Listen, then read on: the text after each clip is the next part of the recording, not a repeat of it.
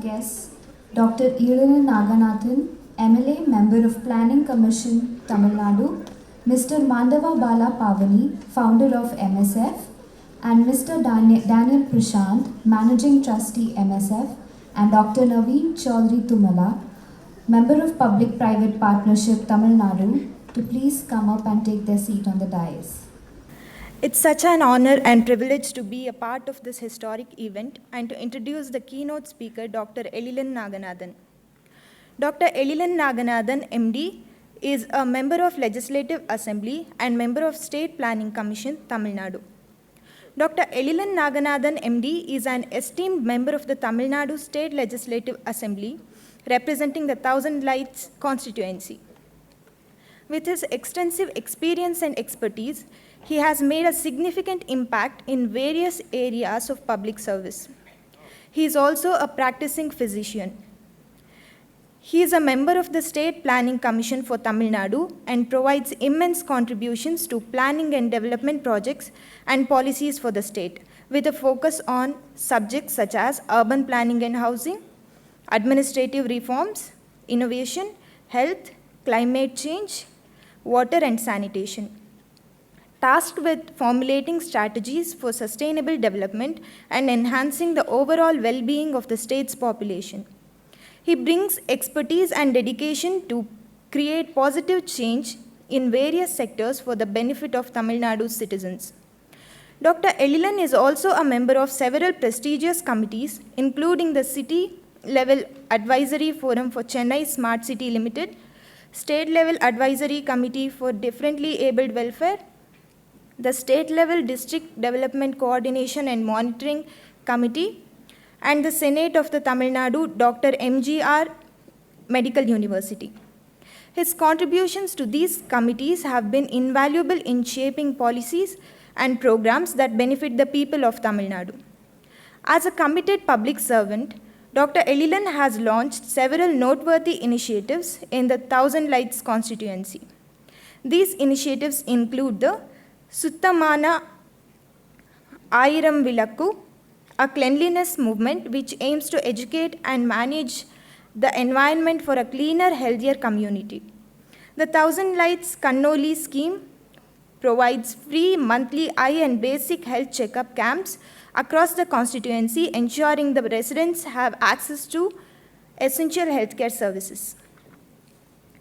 Dr. EZHILAN's Thousand Lights Ladder Scheme is a skill development program that offers free CA training for government school students, RT awareness and application camps for poor students, seminars in colleges located in Thousand Lights constituency regarding higher education opportunities in foreign universities, and bridging programs for highly equipped government labs and colleges. This program has helped equip young people with the knowledge and skills they need to excel in their careers.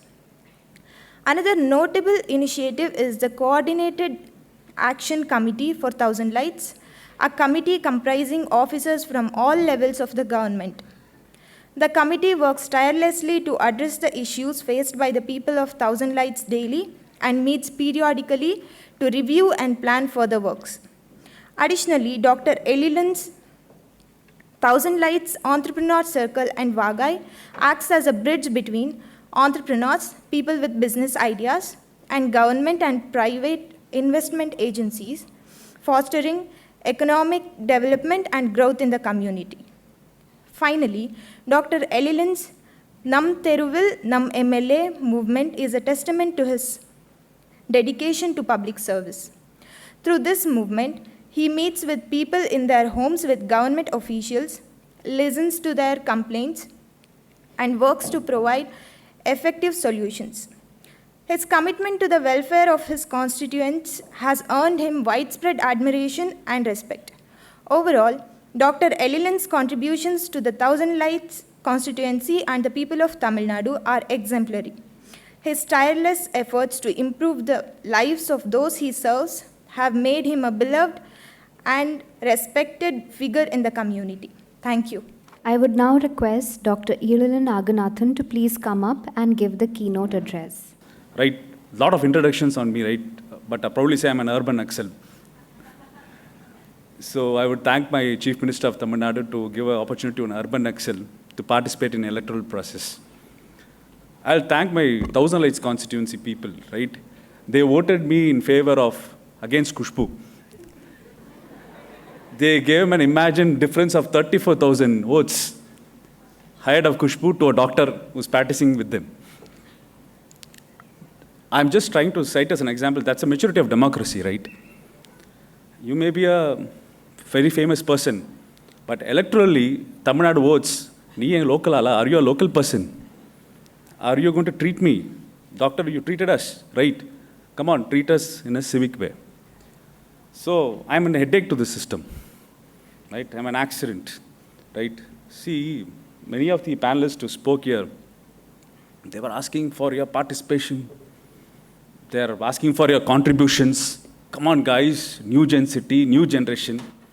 One question you have to ask them back, is politics conducive for us?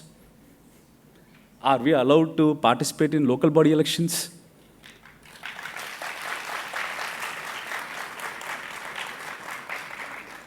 Are we having the financials to participate in an election? You're hearing from the devil's mouth. Because I suffer the same pain. See, we have a chief minister with Dravidian ethos. I belong to a Dravidian ethos family, doctor, social activist, right? But letting him into stand in electoral process, I was like clueless. My entire life, I would not handle so much financials. It would be a life-saving for my entire profession. One day affair for an electoral process. The process to undergo the nuisance of it. It's a pathway smooth. A democracy is smooth. So first we'll pay way for democratic participation. Then we'll talk about the next step, right? So with that point said, my friends, what's the relevance of any conference as such? See, we all sit together, we bring in experts, Christ Institution with integration of Mandava Foundation. What is an outcome? We all listen, yes, something has to be done, put in our heads and go back and carry with the routine work. That pattern of necessity of conference changed. My father was an economics professor in Madras University. I was a medical college student. I had my MBBS and MD in Madras Medical College. So I participated in one conference as a PG student, as a spectator as you, listening to the process of various presentations. There was one doctor, cardiologist, Dr. Victor Solomon. He came up with a community cardiology program. I'm saying in the times of, say, 98, 99 period, where a rheumatic heart disease problem around 30% in Tamil Nadu. What is rheumatic heart disease? See, kids suffer from upper respiratory tract infection. They'll have some migratory joint pains. And if they're not intervened at a particular point of time by a course of a penicillin tablets, the same infection affects your heart valves. So the heart valves becomes shrunken. And at the age of the middle age, or the productive age, they have valvular heart disease. 1 or 2, 3 valves will be affected in the heart, and they succumb to it. So Dr. Victor Solomon came out with the solution at that conference. Not a such huge number, not an air-conditioned hall in Madras University. It's a small hall or limited of 50 to 100 people. So Victor Solomon presented to the economics department, to the students and the faculty there. See, if a school teacher detects a particular kid with a fever, with joint pains, let the school teacher give him a course of penicillin tablets. Or if the school teacher is not entitled to give penicillin tablets, let them give an yellow card. So with that yellow card, let the school children go to the nearby primary health center. Or the school health program where doctors come into the government schools to see the yellow card students and prescribe penicillin tablets. So simple, when you intervene, so the incidence of rheumatic heart disease will come down. This was a policy-making note he gave at that conference. The economics professor of Madras University, my dad, was actually a walking friend with our late Chief Minister of Tamil Nadu, Kalaignar. So he told this proposal to Kalaignar in his walking routine. The CM, a former CM, Kalaignar Karunanidhi, saw this as a policy. He called upon the health minister. He called up the school health minister. He formulated the secretaries there. They all sat together. He called up Dr. Victor Solomon. He called up the economics professor of Madras University. They sat together. 45 minutes discussion. How to implement it. Karnadi himself is an artist. He formulated, we give a yellow card to make it significant. So we'll formulate a yellow card, name, all caption, so that with this yellow card will be a license for the kid to receive penicillin tablets. It's a 45 minutes intervention which happened. So this Thittam known as Varvali Thittam means life-giving program for the kid. So it was implemented in Tamil Nadu in all primary health centers, in all school health programs. Patients dying out of rheumatic heart diseases, patients waiting list in the government hospital for valve replacement surgeries. In 2021, it has reduced to 0.9%. For us, a rheumatic heart disease is an exam case for a medical college student. Now medical college students are rushing, we don't have any rheumatic heart disease case in Tamil Nadu. Because why? Because there was an inter-surface between these type of conference with the policymakers. Right? So then only all the ideas which have been generated here, discussed here, will convert into action. Suppose if there's no communication between the academia or within the students, with the policymakers, then all our efforts are going for a ritual. It's a ritual. We also conducted one conference, you also participated, and we buzz off, right? So, suppose, since they're called and opened a politician to do so, I'm the only political class representing the political thing of entire India.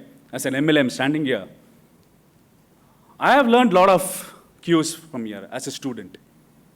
I have learned how a new gen city should be developed.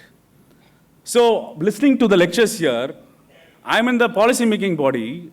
I'm able to shape up what all cues this conference can give me in order to uplift a generation of cities in my state. A lot of valid points from different spectra was received. I'm a gainer today. I gained a lot in your campus, with a wonderful campus. What you are to gain?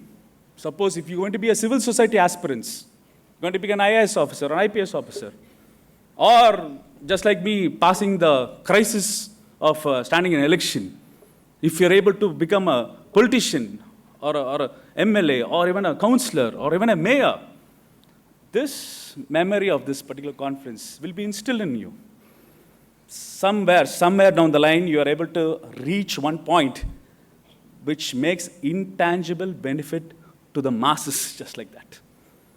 See, a simple university conference, a simple walking conversation, a simple CM table conversation for 45 minutes, it's changed the lives of lakhs and lakhs of people in Tamil Nadu. Right? That's the power of this parliamentary democracy. I can make an impact just like that, not an individual help, one or two. If the right persons are there at the right point of time, at the right decision-making body, the benefits are surmountable. But the problem is getting the right person at the right point of time, at the right position. That's a problem we have. That's a system problem we have. It's everywhere. So with that course correction, today I'm going to discuss certain avenues, what all discussed in the panel discussion.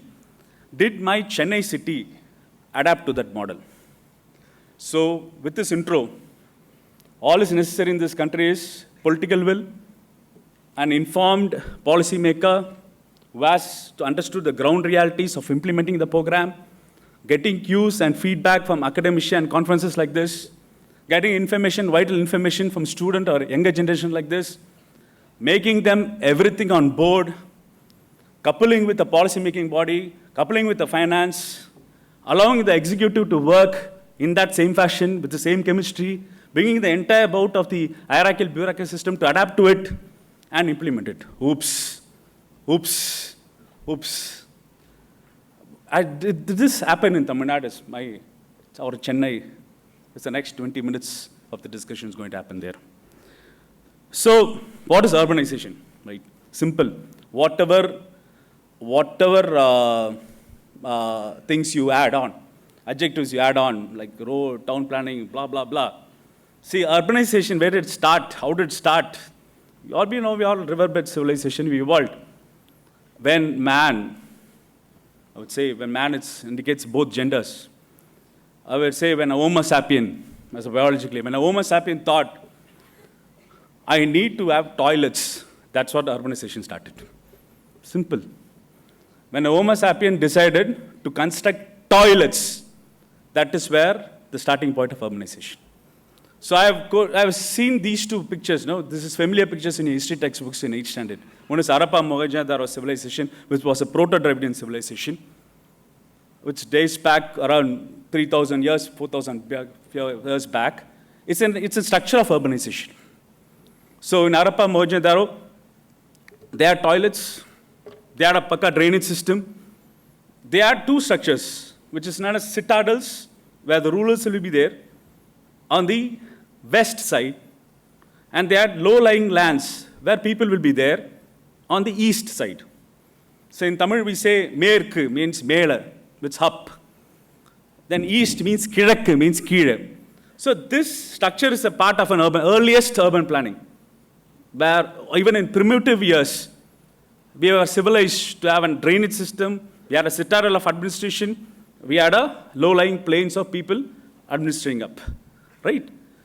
Coming to the other part of the slide, that's our Kiridi excavation which is going on in Tamil Nadu. We had a carbon dating which dates back our excavations to 6th century BC. 6th century BC, where we declared this site as to be the renowned archaeological site, excavations going on. Every structure unearthed from this concept, right, it's a mark of urbanization.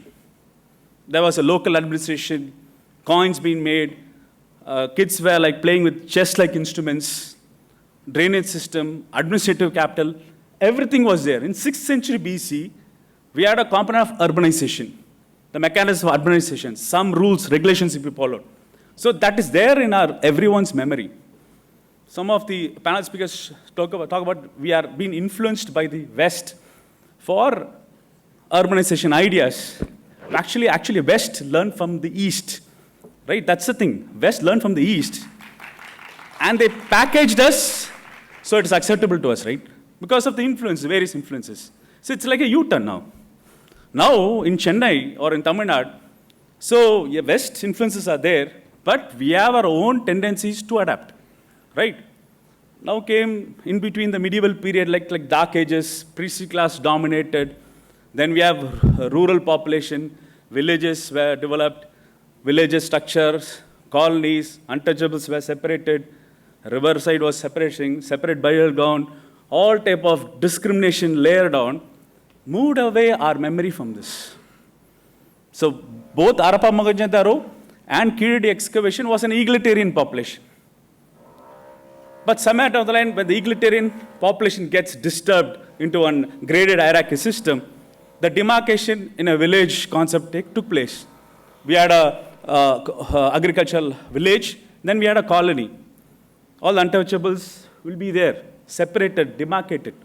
So that system was very prevalent in the entire part. So whoever revolted against the system were called rebels, naturally.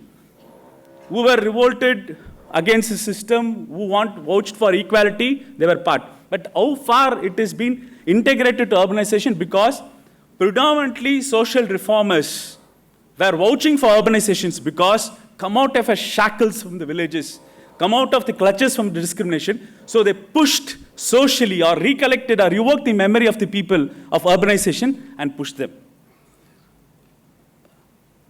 So these are the ancient towns.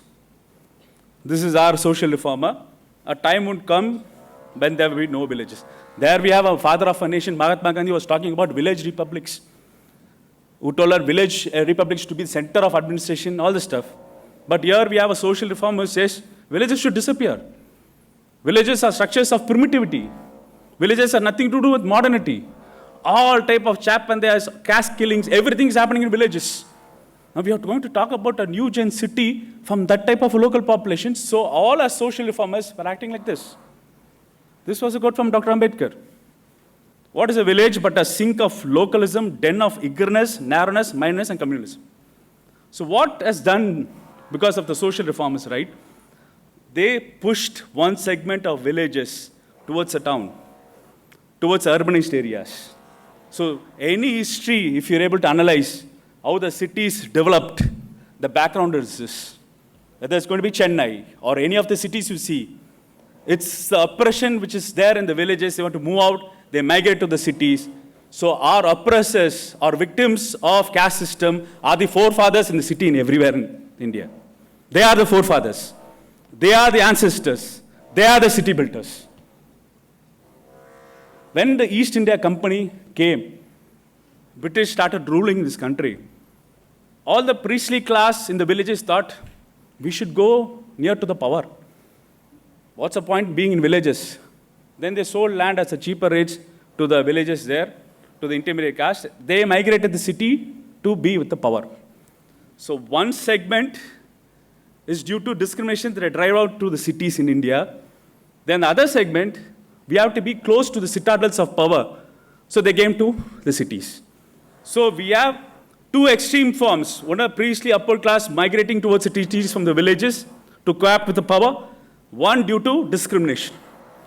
With these two structures, each and every city developed by default setting. That's why in a shape like India, right, when you can't compare with any other nations, because any other nations in Europe, in America, each one will have their structurally cultural history to understand the cities. But while city development or Newgen cities, we have to understand this dynamics, how the city was formed, how the cities were developed. An Indian story, 100 story, which can't be described or seen in your textbooks, how the cities were formed. Each and every city is an outcome of these two migrations. Okay. So the urbanization component, because I belong to a party which is evolved from Dravidian ethos. We had a social movement first, then it became to electoral politics. We had primary structures of social justice, linguistic rights, state federalism, and Tamil modernity based on rationalism, right? I'm an atheist basically. So you find many number of atheists in our political system, in my party. So we had 4 types of scientific temper, Tamil modernity, social justice, federalism as a foundation. That was the politics happening in Tamil Nadu. And that politics of the particular DMK system became the politics of Tamil Nadu. So if you hear voices of reservation, Tamil Nadu. If you hear the voices of linguistic identity, anti-Hindi agitation, Tamil Nadu. If you hear voices of federalism, stating for state rights, state autonomy, Tamil Nadu. With this value stream, various policymakers came into play, converted these virtues into the political system and administrative system of Tamil Nadu. That's a success story. You know what is the first electoral victory of DMK? We were talking about local governance presence here. DMK is the first political party. First, it had its debut in Chennai mayor elections. We won our Chennai mayor. That's the first electoral victory. Such amount of urbanization component, progressive component was a starting point. So all the policy making when we came back to power were diverted for an urbanization project with inclusive development. All our strategies of modernity were to involve the entire segment of the people. See, when there is a discrimination in the population, right, it is a great hierarchy system.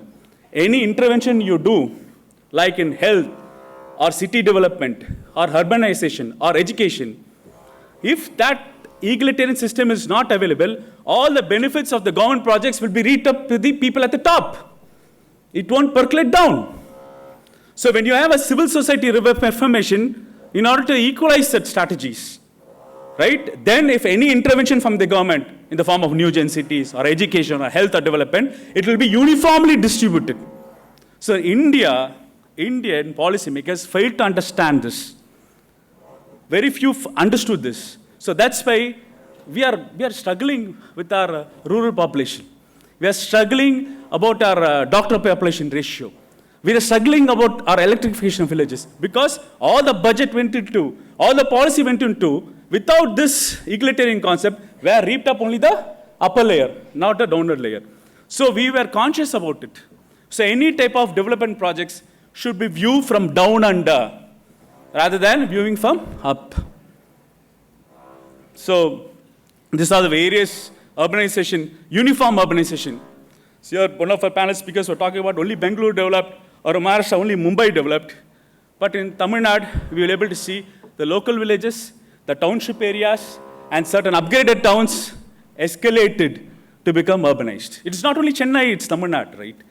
If you're able to travel to any of the cities now, you'll have access to healthcare, education institutions, to resources for internet connection, electrification, everything.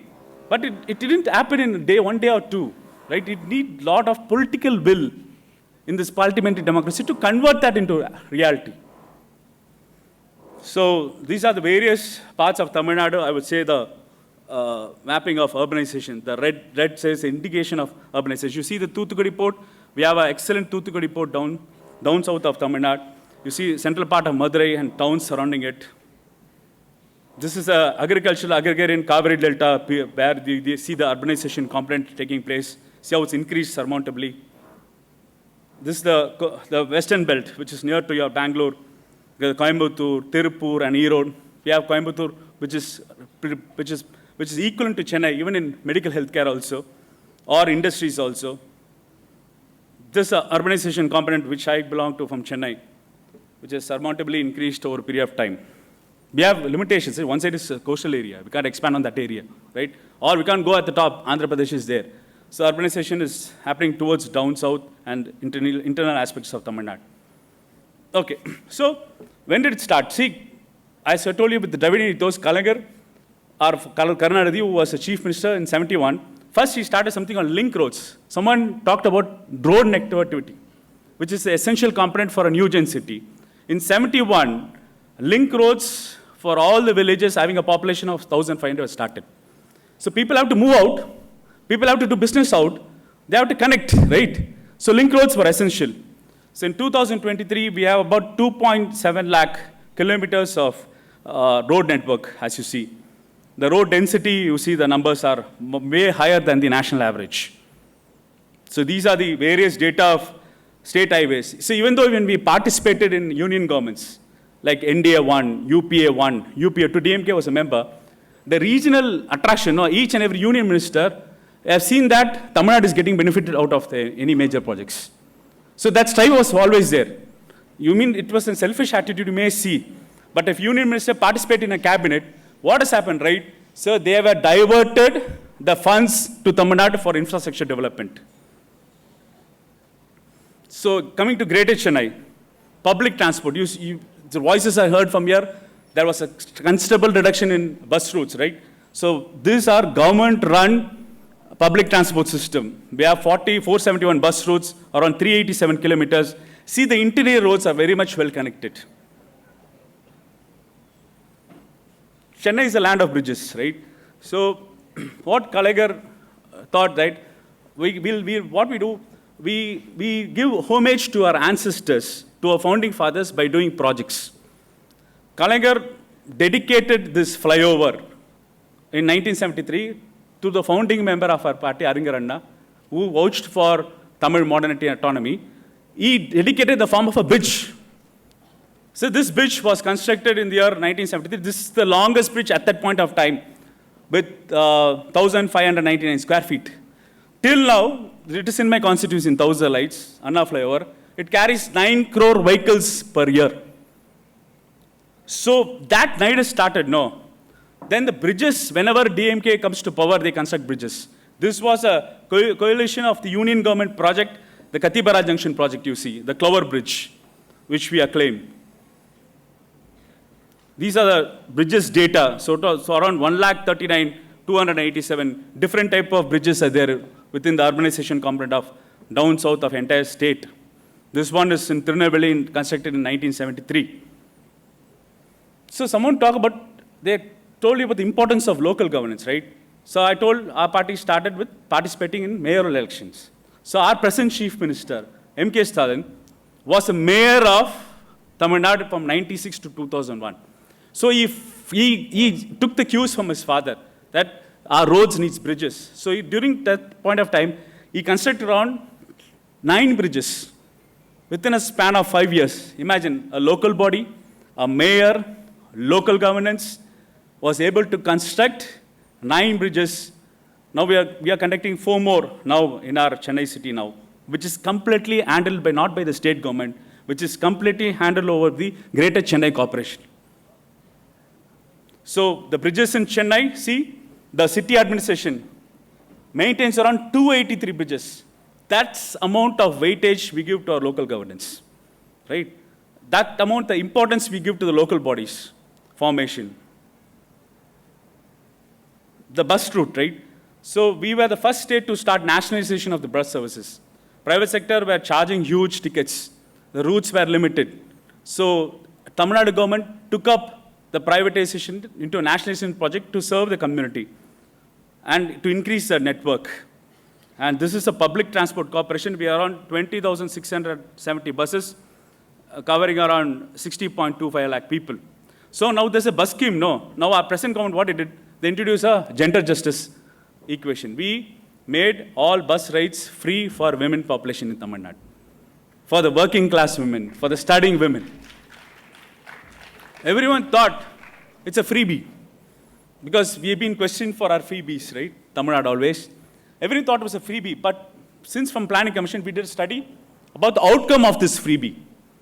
Suppose a working mother, I'm not talking about the service color jobs, I'm talking about a working mother going to an household work, or going to a market to sell vegetables, or going to a fish mart to sell fishes. So the working mother was able to save around rupees 880 rupees per month because of the intervention. And where they're investing? They're investing in their childhood education. Monthly around 800 to 1,000 rupees have been invested in a child education. So how come a bus policy, which was nationalized, we have the huge number of infrastructure, huge number of buses, the rides were already happening, and it converted into a social intervention. And that intervention is impacting the education in a positive way down. So in Tamil Nadu, how the various infrastructure or ideation on Newgen cities, any policy making should reach the lower segment of the population. Then only it's a Newgen, right? So these are the various land housing policy we started. See, I told you, I gave an historical foundation prior about migration of oppressed people to the cities. Where did they settle down? They settled down in slums, right? In slums along the Kuam river bed, Adya river bed. There were huts. There were huge number of fire accidents in those huts. So lot of huts were developed, were formed, proliferated. So what happened? Again, Kalaigar in the year 1973, our CM started something called Slum Clearance Board, way ahead in 1973. So the plan is to convert all the houses into concrete houses, into a flat type of system. So all the huts were replaced into a flat type of system. You know at what rates he gave? 45 rupees at that point in time, 45 rupees in center of Chennai with a huge blooming real estate, 45 rupees per unit, and for 40 years they have to pay rupees 20. 2016 square feet with the attached facility of bathroom, bedroom, hall, and various amenities. So if you see, when I went for election, because Thousand Lights has the maximum number of slum boards in a constituency elsewhere in India. I have around say 34 slum board tenements, around 55,000 people are living in habited board. The voters, they are the voters who voted for me rather than to Khushbu, right? So they actually come to vote. They actually come to vote, right? They are my people. So now, they are, well, if you see the photographs of their grandfathers, they'll be in huts. This particular boy will be a small boy who will be a peon or the other segment or a bus driver or a bus conductor. If he'll share me the photographs, sir, we are in this Kudusai house, sir, for long. Whenever my father came from this district, from that district, we were in houses like this. So what we did, Kalaigar decided, or our government decided, do away with all this Dairavis type. Give them an affordable, self-respect housing. So we created an housing policy for the people who came from the villages, from the shackles of oppression, we provided them with dignity, slumbound tenements. We had a policy for that. The policy was followed up and implemented. Now in 2023, I would proudly say that all the houses were constructed in 73. Now it's 50 years. All buildings are falling down. I had a close interaction to our chief minister that we have to construct new houses for my people. Previous regiments had a policy to move the people from the center of the city to the periphery. See, for 3 generations, they are there. Their school is there. Their hospital is there. Livelihood is there. Shifting these people out to the peripheries, it's a killer policy, right? They are the working class of my Newgen city. They are the housekeeping of my Newgen city. They are the nurses of my hospitals, right? They are the safety security guards of the huge buildings which have been constructed. So my potential is to give them a sustainable urban livelihood environment to that spot. So we are planning a huge intervention of constructing newer houses. You know what's the cost? If a flat in 1,000 lights constitutes, is a private flat, is equal to 65 lakh rupees, around 400 square feet. You know what's the cost we are giving to the people? 1.5 lakh. Just 1.5 lakh of 300 square feet of new building are to be distributed to the people. Construction is going on. Because I told my people, I can't come up in stairs to ask for votes. I have to come in lift to ask for votes for the next time. So that's my challenge. So that's challenge I have to overcome the bureaucratic overtones. I have to overcome the sophisticated city planners who want to keep the city clean by moving away the people to the periphery. Who want to construct big citadel structures in the name of new gen or new generation or modern city. No. The modernization is here. Because his father was a day cage laborer. His father was a peon.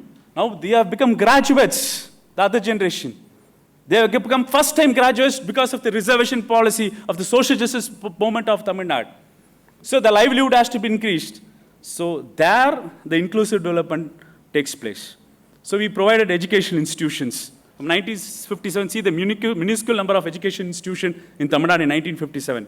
But now, we have huge number of government-run institutions. Around 59 universities are government-run. Arts and science colleges are 1,555 in various sectors, you see. It's a composite. We have the highest gross enrollment ratio, right? So we have our students to be educated, socially, economic, poor background, scholarship programs. Now we have a scheme called 7.5 reservation. Any kid studying in a government school, who will study in a government school, man? People with the lower socioeconomic strata. They have given 7.5% inner reservation in postgraduate and colleges institute. We have a special scheme called Pudumai Pen. Come on, welcome girl, come to study. So any girl studying 6th to 12th standard in government school are paid ₹1,000 per month for the entire college career. It's a freebie. Do you think it's a freebie? It's an utmost welfare program to make our state a gender neutral state. We have started the early morning breakfast scheme also. Now we have issues of talent orientation. So we started something called skilling development program. We have collaborated with Tata to start our government polytechnic institutes to have access to technology like laser printing, 3D technology and anything. Coming to the industrial, someone tells industries, potential, no? See, globalization was there, man. I understand. See, globalization component started in Tamil Nadu 1971. We had industrial corridors, we had textile corridors, we had manufacturing corridors, each placed. Now what is happening now? After globalization, with the education, with the technical personal education, what we have done, we have adapted globalization. We are not resisting globalization, as Kerala did. Sorry, my friends. We co-opted globalization. We see that the benefits of globalization percolated to the backward classes, scheduled class, scheduled tribe, women under. So this was the IT corridor developed because of the IT policy. So we are talking about self-sustainability, right? So it's from the base. So urbanization has layers in education component, road network, entrepreneurship development. It has already been done in various policy making note and converted into reality.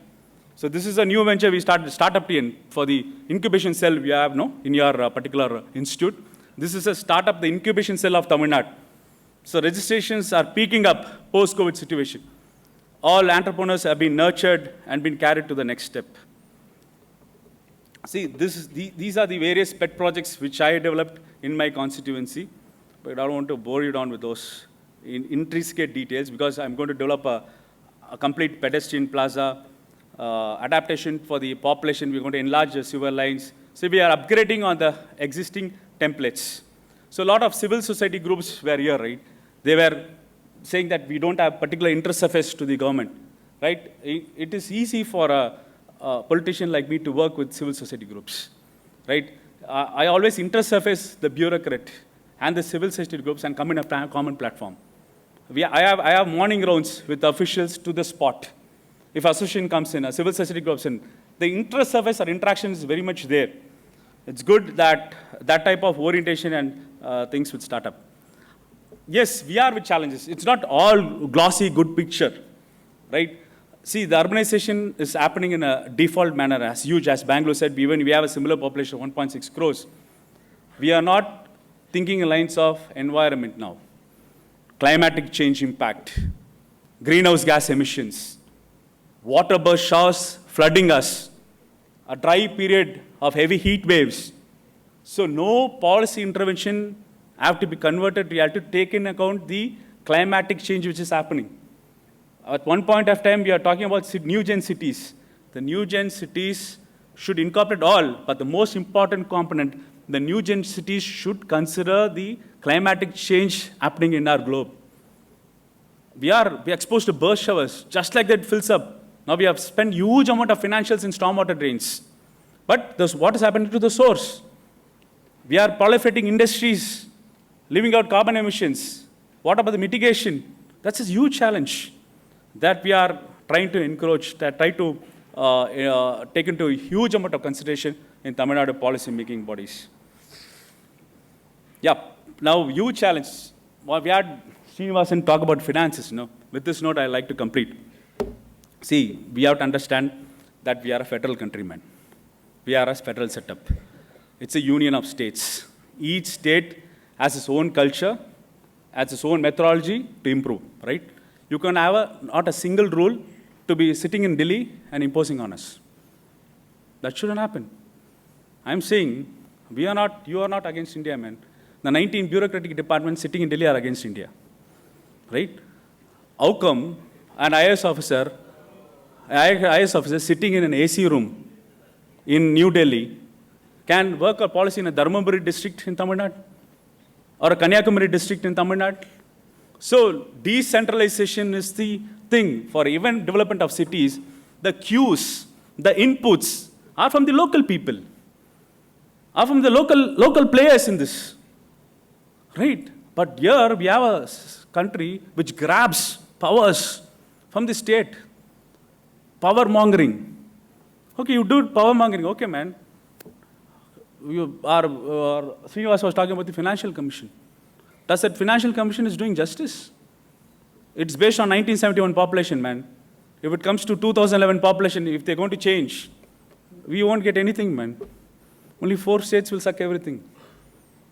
Then how to develop an economic productivity? Here, Karnataka, Tamil Nadu, we have become productive states on our own. It's from our own, right? We are contributing to the system of this country's development. All our income taxes. We have converted all our informal people into formal sector, educated agriculture laborers into a tax-paying citizen. But where does the entire income tax goes? To the center. Where does the entire GST goes? A part comes to us. The way the state leaving tax property is gone. Now they have a formula, man. That formula Srinivas was describing. The formula gives more weightage to population, man. We adopted a national population policy. Our representation rate is gone now. Because we are sincere policy for the country, we adopted a very good population control policy. But it is a punishment for me now. When the weightage of the financial allocation, the predominant weightage goes for the highly populated state. They're giving 65% weightages. What other weightages? Forest cover. Then they also give weightages for underdevelopment. How long? 75 years independence, man. How long? How long? How long I have to bear the weight? Right? I have to bear the weight of the contribution. Because now I'm planning for a city in a local governance, and tailor down to finances. I have to allocate fund. For climatic mitigation, I have to allocate fund. All the state funds are crunched. It's a state government which is near to the people. It's a local governments are near to the people. All your welfare schemes, questions asked, it's from the local people. All the civil society activists are asking, oh, come on, cash hold of the call of the local councillor, cash hold of the MLA. Boss, come on. We are financially crunched. The state is financially crunched. Our physical deficit ratio is in the huge gap. Why? Because the proper distribution of financial allocation is not based on any scientific principles in this country. That's the reason. We are moving away from a federal structure to the unitary structure, man.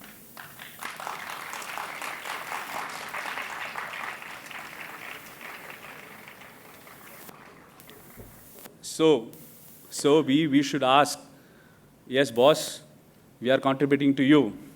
You handle external affairs, you handle defense, you handle all the currency, financial issues. Why the hell you want to poke your nose in agriculture? Why you want to poke your nose in local administration? Why you want to poke your nose in education? Why you want to poke your nose in health? It's a local subject, sir. We have our own state to evolve. We have our own way of city development, city planning. We have our own fights, we have our own difference, we'll sort it out. But who are you to monitor and intervene? Restore our constitution back. Restore our constitution what it was. Move away from the various amendments you did. All amendments towards centralization of power, man. Everything, every nook and corner. The autonomy of these institutions have been curbed. For research, you have to go to Delhi now. You have to get approval from Delhi. Some dumb fellow will sit there and ask you to do a prehistoric study. Huh? Yeah. What about modernity, man? What about the youth? What about the progressiveness? What we have vouched for? What about the scientific temper our founding fathers did? Right?